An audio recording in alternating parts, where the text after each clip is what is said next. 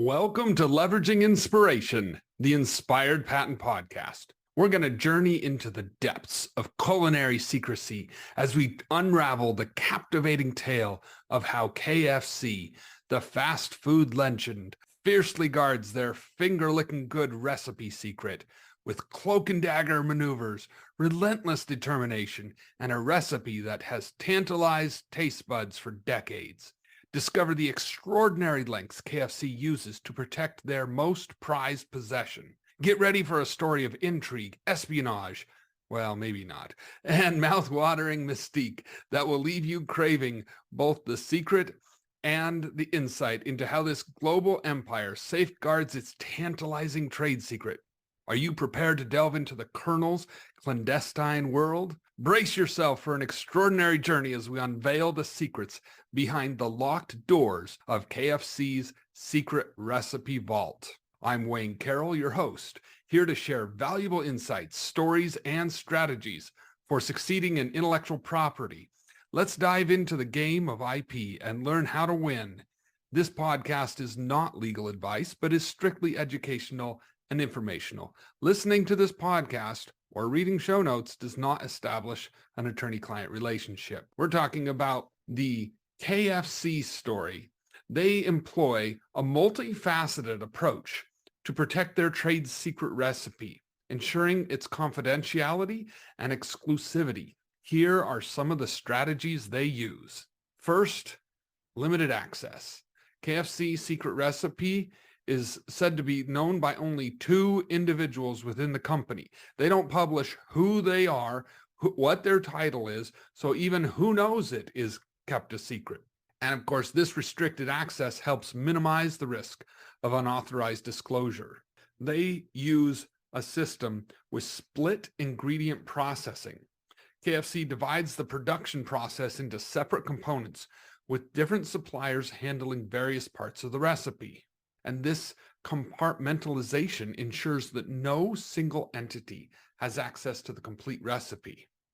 And of course, they use limited recipe information. To maintain secrecy, KFC provides suppliers with only the necessary details required for ingredient production. So they keep the full recipe undisclosed. They have 2 different spice vendors that each make a portion of the recipe. They don't know how much of the recipe they make. And then a third vendor combines the ingredients of the spice vendors. And so they don't know either of those vendors' recipes. They just know we've got part A and part B, and we're putting them together in this specific combination. They also employ strict confidentiality agreements. KFC requires employees and business partners with knowledge of the secret recipe or parts of it to sign strict non-disclosure agreements. And these agreements legally bind individuals to maintain the confidentiality of the recipe. Now, they're going to have a separate agreement. I don't know this for sure, but a best practice is to have a separate agreement with different levels of knowledge of the trade secret. So those 2 individuals are going to be able to have a very strict non-compete, non-disclosure. They can't go to work for Church's Chicken or some other fried chicken chain or business or company that makes breaded fried chicken. And non-disclosure and non-compete agreements are generally disfavored in the law. Courts don't want to enforce them, but if you show that you've got a good reason to, you've got this person who has access to this highly confidential, extremely valuable trade secret, and they're one of only 2 people in the whole company, you're probably going to succeed at stopping them from going to work from a competitor versus someone who's working minimum wage that's just frying your chicken in your store. So the next thing they make sure they do is they have supplier contracts.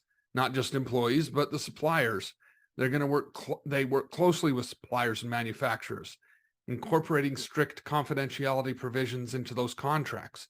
So the employees of the suppliers are going to be required to have a certain level of confidentiality agreements. And these agreements emphasize the protection of the trade secret and prohibit suppliers from disclosing any proprietary information. They have internal controls. KFC implements robust security measures within its facilities to prevent unauthorized access to sensitive information. This includes restricted areas, surveillance systems, and digital security measures. Over 10 years ago, when KFC moved their secret recipe, which was described as a yellowing piece of paper, there were reports of armed guards, a lockbox with the recipe handcuffed to the person moving it, who then rode in an armored vehicle with a police escort. And the recipe was moved to a new custom-built vault with half-inch thick steel door and limited access. It could only be opened at certain times. A physical key and a PIN were needed, so physical two-factor authentication are required to unlock the vault. It's surrounded by 2.5 feet thick on the top, bottom, and the sides. There's silent alarms, motion sensors, video surveillance. And then they announced in 2019 that they had employed Colonel RoboCop to transport a triple encrypted copy of the recipe to a maximum security bunker that is designed to survive a nuclear bomb in Stockholm, Sweden. It's 100 feet underground in this mountain and designed with thick walls, and it's designed to withstand a nuclear bomb. They use this marketing. There were a few commercials with Colonel RoboCop. They weren't necessarily well received by everybody, but they did that. And of course, continuous monitoring. KFC actively monitors its supply chain and production process to detect any potential breaches or unauthorized disclosures. Regular audits help ensure compliance with confidentiality requirements. And last of all, legal protection. KFC relies on intellectual property laws to safeguard its trade secret.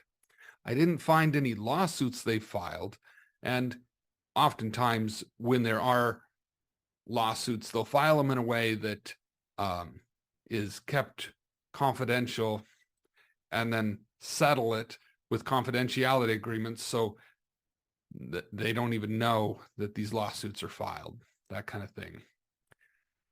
So we don't know what kind of legal enforcement they've had to take, because I couldn't find any public record. So by combining these protective measures, KFC strives to maintain the secrecy and exclusivity of their trade secret recipe, enabling them to preserve their unique flavor profile and a competitive advantage in the fast food industry. So you can use some of these same techniques in your business. Even though you're a small business, you're not necessarily going to go to those same measures, but they kind of hopefully open the ideas of some of the things you might do. First of all, you need to identify your secrets. What have you learned from years of doing business that is not known by others? Define what that is and the advantage that it gives you, and then limit access to your secret. Ensure that only those that need to know the secret have access to it. The more people that have access, the harder it is to keep secure. And there's no specific standard for how much security is needed. Rather, the court requires reasonable security around the trade secret. Just like any other asset, the more valuable it is, the stronger the security needs to be in order to be reasonable. The security for a bank that only holds daily deposits does not need to be the same as a bank that has over 100 million of gold stored in its vault. So, and create a process like KFC did, a process that limits the need for people to have all the parts of the trade secret. KFC did this by using multiple vendors. Manufacturers, I've heard, sometimes do this with a strategy of having employees work on a sub-part without knowledge of the end product. The process of how to protect your trade secret will depend on the secret itself. For example, a list of customers could be a trade secret. If you have a lot of salespeople and they're all allowed to have access to the entire list on their personal devices, it'll be harder to control and enforce as a trade secret. A company could require customer information to only be used on company devices or only be used through a secure cloud access that they lose access to when they leave the company.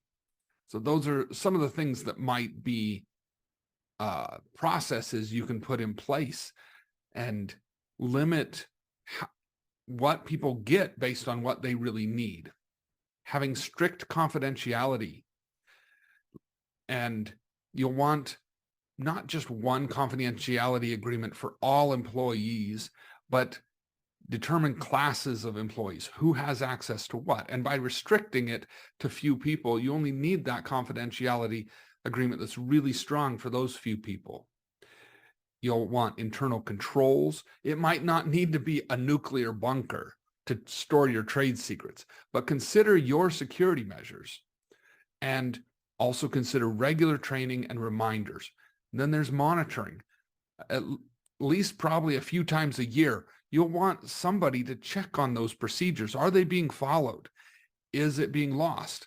In episode 13 of this season, or episode 39 of this season, season 13, we discussed the new AI technology, ChatGPT, and how trade secrets have been disclosed through ChatGPT. Regular audits can help companies uncover holes in their security and move to plug them before the trade secrets are lost.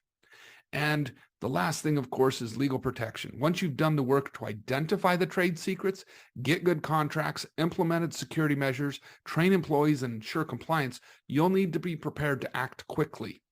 If someone breaches a contract or takes action that might disclose your trade secret, the contracts need to be written so that you can get a court order quickly with a preliminary injunction to stop someone who is threatening your trade secret. If you do not act quickly by going to court and getting a preliminary injunction, the trade secret may be lost, but also a court case takes years to be resolved. If you don't get a preliminary injunction or you don't go to court quickly, the court may say, why do you need a preliminary injunction? You waited months when you knew about this. You didn't take any action. So those are some of the things you can do to implement security and protect your trade secrets. I'm Wayne Carroll, and this is Leveraging Inspiration.